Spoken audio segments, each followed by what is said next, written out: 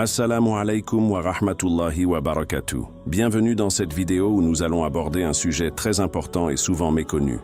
Les signes du mauvais œil, de l'envie et de la sorcellerie. Beaucoup de personnes souffrent de divers problèmes sans en comprendre l'origine. Maladies inexplicables, blocages dans la vie, perte de motivation soudaine, conflits incessants. Et si ces épreuves étaient causées par des influences spirituelles négatives? Dans cette vidéo, nous allons explorer 3 phénomènes distincts, mais liés. 1. Le mauvais œil, al-ayn, un regard chargé de jalousie ou d'admiration excessive qui peut causer du tort à une personne. 2. L'envie, al-hasad, un sentiment négatif qui pousse une personne à vouloir la disparition des bienfaits d'autrui. 3. La sorcellerie, Assir, une pratique interdite qui implique l'intervention des djinns pour nuire à quelqu'un. Nous allons détailler les symptômes de chaque phénomène, comprendre comment les différencier et surtout découvrir les protections et solutions que l'islam nous enseigne. Restez bien jusqu'à la fin car nous partagerons des conseils précieux pour vous protéger et protéger vos proches. 1. Le mauvais œil, al-ayn, un regard qui fait du mal. Le mauvais œil, al-ayn, est une réalité bien établie dans l'islam.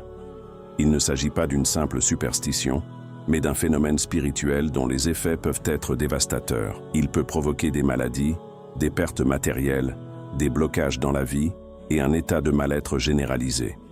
Le prophète Muhammad, paix et bénédiction soient sur lui, a mis en garde contre le mauvais œil en disant « Le mauvais œil est une réalité, et s'il y avait quelque chose qui pouvait devancer le destin, ce serait bien le mauvais œil. » Rapporté par Muslim.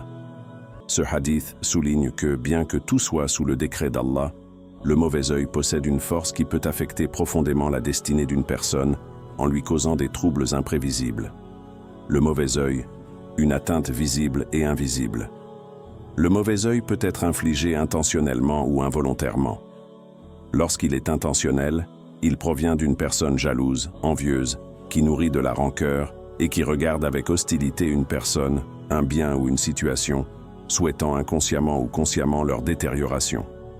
Lorsqu'il est involontaire, il peut être causé simplement par une admiration excessive, sans que la personne ne prononce des paroles de bénédiction comme « Masha'Allah ». Même un regard bienveillant mais dénué de rappel d'Allah peut transmettre une énergie néfaste à autrui. C'est pourquoi l'islam insiste sur l'importance de toujours invoquer le nom d'Allah lorsqu'on voit quelque chose de beau ou d'impressionnant, pour éviter de nuire involontairement. Les signes d'une personne atteinte du mauvais œil. Les effets du mauvais œil peuvent se manifester sur plusieurs plans, physiques, psychologiques et spirituels. Ce qui rend cette atteinte particulière, c'est qu'elle est souvent soudaine et inexpliquée médicalement. Signes physiques, fatigue extrême sans raison apparente, une sensation de lourdeur dans le corps, des baisses d'énergie anormales. Migraines récurrentes et persistantes, surtout après avoir été en contact avec un groupe de personnes ou après avoir été complimenté. Perte d'appétit et troubles digestifs. Ballonnements, douleurs abdominales sans cause médicale claire. Oppression thoracique et soupirs fréquents. Une sensation de suffocation qui apparaît sans raison. Affaiblissement du corps. Sensation de malaise général. Membres lourds ou engourdis. Signes psychologiques et émotionnels. Perte de motivation soudaine, une envie de tout abandonner sans raison logique, déprime ou anxiété inexpliquée, une sensation de mal-être permanent, difficulté à se concentrer et perte de mémoire, oublier facilement les choses importantes, pensées négatives persistantes, se sentir bloqué, incapable d'avancer, signes dans la vie quotidienne, blocage professionnel et financier, chômage soudain, perte d'argent, difficulté à progresser, conflits familiaux et amicaux, disputes fréquentes et incompréhensibles, troubles du sommeil, cauchemars, insomnie, réveils brutaux avec un sentiment d'angoisse, mauvaise chance apparente, accumulation d'accidents, d'échecs ou d'imprévus négatifs. Il est fréquent que ces symptômes apparaissent juste après avoir été complimentés ou après avoir exposé un succès personnel sur les réseaux sociaux. L'affichage excessif de ces bénédictions attire souvent l'attention d'envieux, qui peuvent involontairement ou intentionnellement provoquer le mauvais œil. Comment se protéger du mauvais œil? L'islam nous offre plusieurs moyens de protection, à la fois préventifs et curatifs. 1. Éviter d'exposer ses bienfaits en public. Le prophète paix et bénédiction soient sur lui a dit « Cherchez à accomplir vos besoins dans la discrétion, car toute personne qui jouit d'un bienfait est enviée. » Rapporté par At-Tabarani. Dans un monde où les réseaux sociaux occupent une place centrale, publier ses réussites, ses biens, son couple ou ses enfants attire les regards et augmente les risques d'être touché par le mauvais œil. Il est donc recommandé de partager avec prudence et de préserver son intimité. 2. Dire Masha'Allah et invoquer la bénédiction d'Allah. Le prophète paix et bénédiction soient sur lui a enseigné. Quand l'un d'entre vous voit chez son frère quelque chose qu'il admire, qu'il invoque pour lui la bénédiction, car le mauvais œil est une réalité. Rapporté par Ahmad. Il est donc obligatoire de dire Masha'Allah, Tabarakallah, lorsqu'on admire une personne, une chose ou un succès. Cette simple habitude permet de neutraliser l'effet du mauvais œil. 3. Réciter les versets protecteurs du Coran. Le Coran est une arme puissante contre le mauvais œil. Il est recommandé de réciter quotidiennement Ayat al-Kursi, verset 2, verset 255. Un verset puissant qui protège contre toute forme de mal occulte. Les sourates protectrices, Al-Falaq, An-Nas et Al-Ikhlas. Ces 3 sourates protègent contre la jalousie et les mauvais esprits. Le prophète paix et bénédiction soit sur lui récitait ces versets 3 fois matin et soir pour assurer sa protection. 4. Faire les invocations du matin et du soir, Adkar as-Sabah ou al-Masa.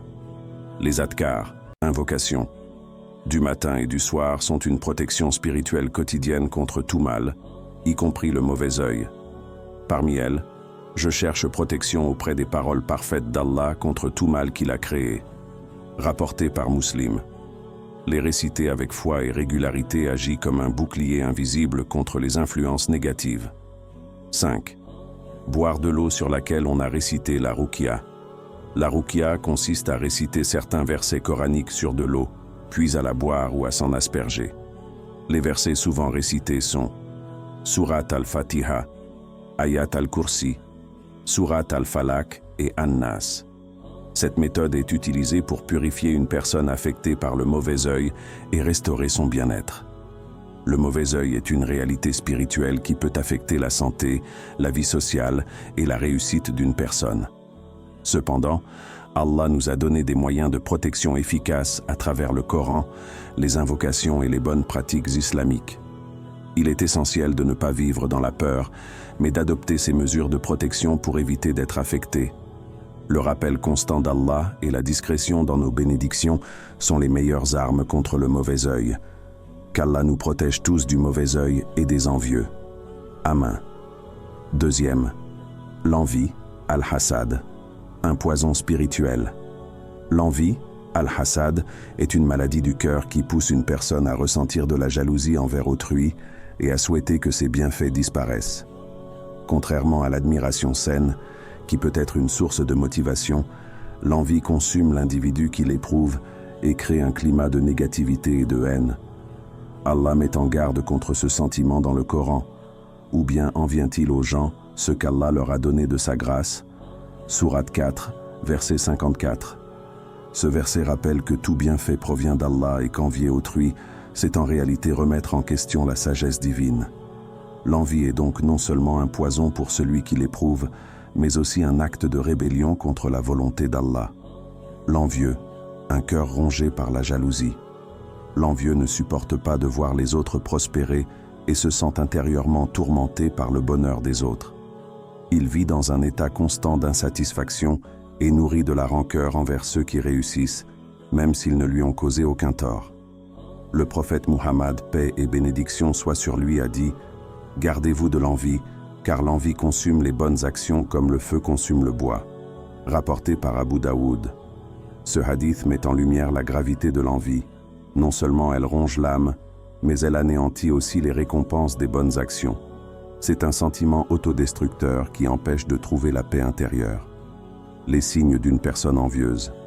L'envie ne se manifeste pas toujours ouvertement. Certains envieux cachent bien leurs sentiments, tandis que d'autres laissent transparaître leur jalousie à travers des attitudes et des paroles. Voici quelques signes caractéristiques d'une personne envieuse. Une intolérance à la réussite des autres. Elle éprouve de la frustration lorsqu'une personne obtient un succès ou un bienfait.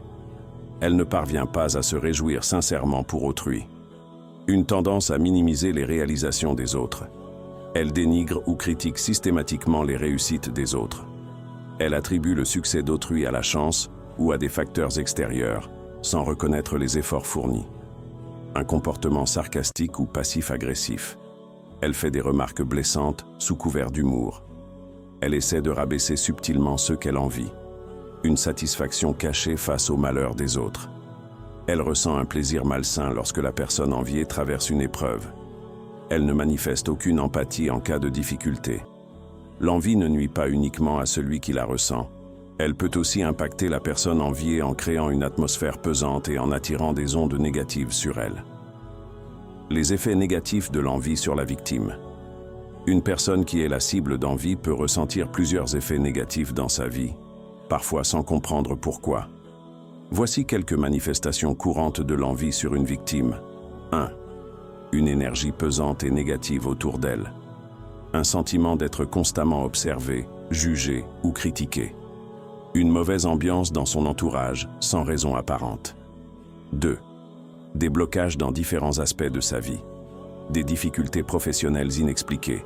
Opportunités perdues, projets qui échouent, tensions au travail. Des complications dans sa vie personnelle. Disputes soudaines avec des proches, éloignement d'amis sans explication.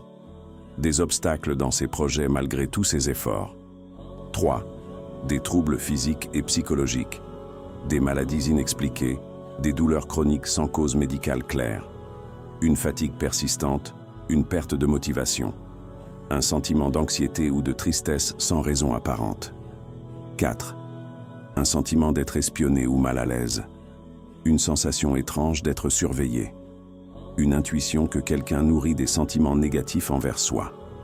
Ces effets ne sont pas forcément liés au mauvais œil, mais ils peuvent être aggravés par la jalousie et la négativité d'autrui. Comment se protéger de l'envie? L'islam nous enseigne différentes méthodes pour éviter d'être atteint par l'envie et pour purifier notre propre cœur de ce sentiment destructeur. 1. Pratiquer la gratitude et remercier Allah. Le meilleur antidote contre l'envie est de se concentrer sur ses propres bienfaits et de remercier Allah pour ce qu'il nous a donné. Le prophète paix et bénédiction soient sur lui a dit « Regardez ceux qui ont moins que vous, et non ceux qui ont plus que vous. Cela vous empêchera de mépriser les bienfaits d'Allah envers vous. » Rapporté par Muslim. Cela permet d'éviter de se comparer aux autres et de tomber dans le piège de l'envie. 2. Faire du dhikr et des invocations pour se protéger. L'évocation d'Allah, dhikr, est une arme puissante contre les influences négatives, y compris l'envie. Il est recommandé de réciter régulièrement « A'udhu bi kalimatillahi at-tammati min sharri ma khalaq » Je cherche protection auprès des paroles parfaites d'Allah contre tout mal qu'il a créé. Rapporté par Muslim. Les sourates protectrices, Al-Falaq, An-Nas et Al-Ikhlas. Ces sourates protègent contre la jalousie et le mauvais œil. 3. S'entourer de personnes positives et éviter les jaloux. Privilégier la compagnie de personnes bienveillantes. S'éloigner des personnes constamment négatives et envieuses. Ne pas partager trop de détails sur sa vie personnelle avec tout le monde. 4. Réciter régulièrement les versets protecteurs du Coran. Certaines récitations coraniques sont efficaces pour se protéger de la jalousie.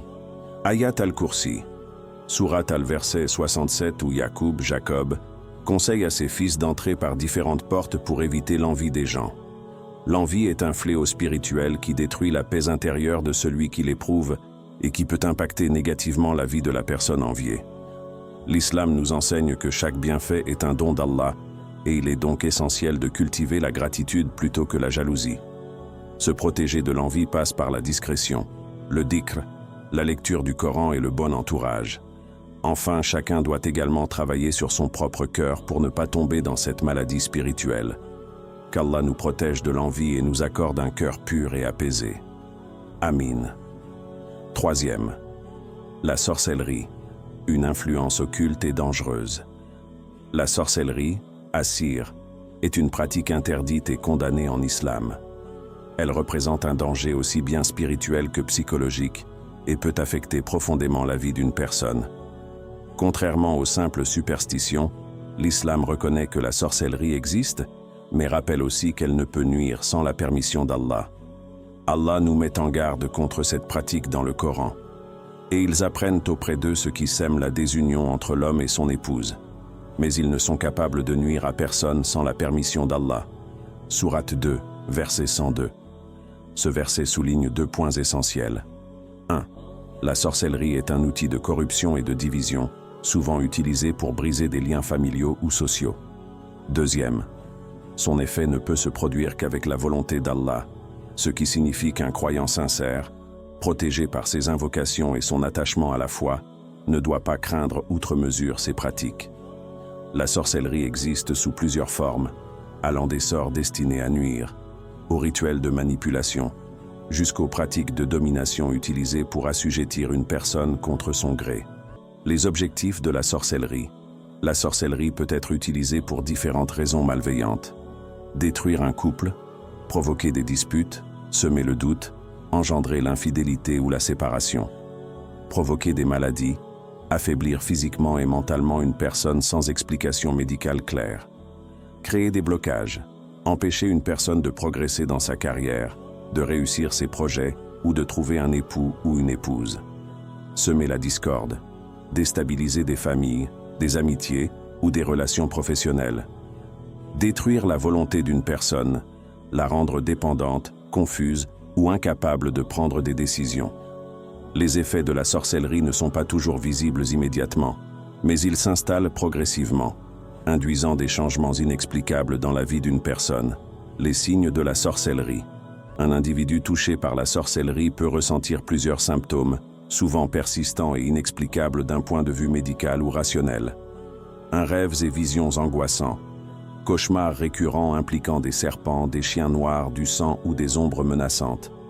Rêves de chute dans le vide, d'agression ou de poursuite. Impression de voir des visages étranges ou effrayants en fermant les yeux. 2. Blocages inexpliqués dans la vie. Échecs répétitifs dans les projets malgré tous les efforts fournis. Difficultés soudaines à se marier, à trouver du travail ou à progresser financièrement. Des portes qui se ferment sans raison, des opportunités perdues sans explication. 3. Douleurs corporelles persistantes, migraines intenses et inexpliquées, surtout après le Fajr ou le Maghreb. Sensation de lourdeur dans le corps, en particulier sur les épaules ou dans le dos. Douleurs aux articulations ou sensation de piqûres d'aiguilles sans cause médicale. 4. Troubles émotionnels et psychologiques. Anxiété soudaine et oppressante sans raison apparente. Dépression inexpliquée, avec un sentiment de tristesse constant. Irritabilité extrême, crise de colère ou disputes fréquentes avec l'entourage. 5. Sensation d'être observé ou présence étrange. Impression d'être suivi ou épié sans personne autour. Entendre des voix chuchotées, des bruits inexpliqués ou des pas dans une pièce vide. Sensation de froid ou de frissons anormaux en certaines situations. 6. Paralysie du sommeil fréquente et cauchemars terrifiants. Se réveiller en état de paralysie, sans pouvoir bouger ni crier. Sentir une présence oppressante sur le corps, comme si on était maintenu au sol. Avoir des sueurs nocturnes et des sensations de suffocation. Si plusieurs de ces symptômes se manifestent simultanément et de manière persistante, il peut être nécessaire de procéder à une ruqya, exorcisme islamique, pour diagnostiquer et traiter un éventuel cas de sorcellerie. Comment se protéger et se soigner? La meilleure protection contre la sorcellerie réside dans la foi, les invocations et le rappel constant d'Allah. Faire la ruqya, la guérison par le Coran. La ruqya consiste en une récitation de versets coraniques et d'invocations pour annuler les effets de la sorcellerie et retrouver la sérénité. Il est recommandé de réciter Ayat al-Kursi, sourate 2, verset 255, ainsi que les sourates protectrices, Al-Falaq, An-Nas et Al-Ikhlas. Boire et se laver avec de l'eau coranisée, eau sur laquelle on a récité la ruqya. Souffler sur son corps après la récitation des versets et passer ses mains sur tout le corps. 2. Se prémunir avec la lecture quotidienne du Coran.